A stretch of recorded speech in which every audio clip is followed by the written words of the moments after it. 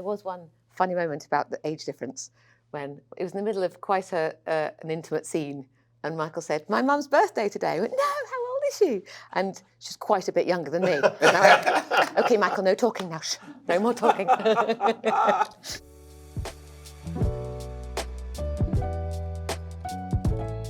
So if I run the film at 24 frames per second, it creates an illusion of motion. An illusion of life. So you don't see the darkness.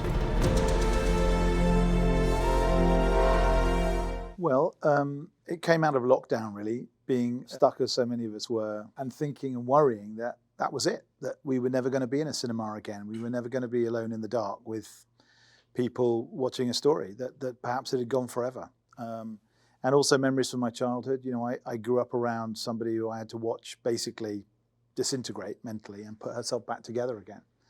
And those two things kind of felt like they were being drawn together in this script. And I wrote it with Olivia in mind, and never having really met her, just hopeful that she would love it as much as I did. And I was lucky in that regard.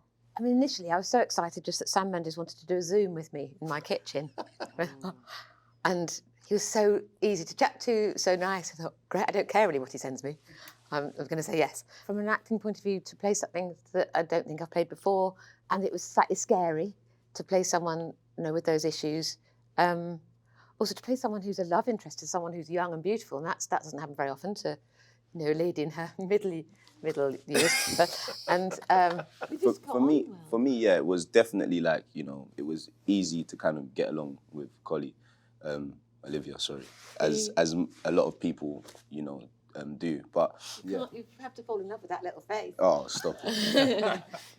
I think early, like in my audition process, I didn't get to get a chemistry read with Olivia, and I just knew if I could just get in the room with Olivia and Sam, that I'll get the role. Do you get what I'm trying to say? So I was really like frustrated by that. But then I feel that Sam saw the vision that we would just be able to work well together, and that I'd be able to embody Stephen and, you know, fall in love with this character. So I felt like it was just, you know, when things are just meant to be, it's just meant to be. And it was just easy. The chemistry was just easy.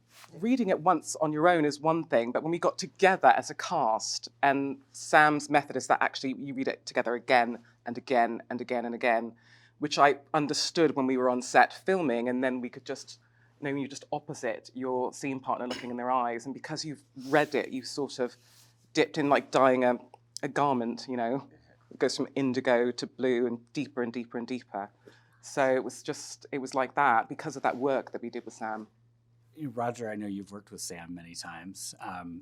When Sam calls with a project, is it almost like a no-brainer that you want to sign up and do it with him? Almost. Yeah, I know what he's going to say. He has turned me down in the past.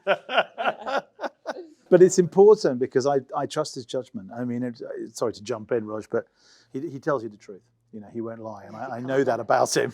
So, but it means a great deal as a consequence when, you know, he says, "Yeah, I like this, and I'd love to do it." I know it was really interesting because suddenly I'm reading this script that's basically set where I grew up, and with people that I kind of grew up with in a way, you know. But it was a huge attraction to go back to something real and very English. It's already sort of fading into the past how difficult it was to make a movie a year ago. There was one scene where we were shooting at Magic Hour. I think Michael was a bit nervous about this scene, partly because it had been one of the audition scenes. And I think actors will tell you they're always the hardest because you think, what did I do? You know, I got the role with this scene, but I must have done something. Yeah. How can I make it better? You were an actor. How can I make it the best scene I've ever done? You know what I mean? And I could tell Michael wasn't quite happy. And, you know, I said, let's do it again. And it was getting darker and darker. And I had my headphones on and I heard Olivia say to Michael, "It's just me here, just me. Just talk to me." And I was really touched by that. And he did, and he nailed it the next take. There was a kindness and a very simple quiet about the set, which is unusual. And it partly came from doing it during this time when people were so vulnerable and they were sort of sticking together.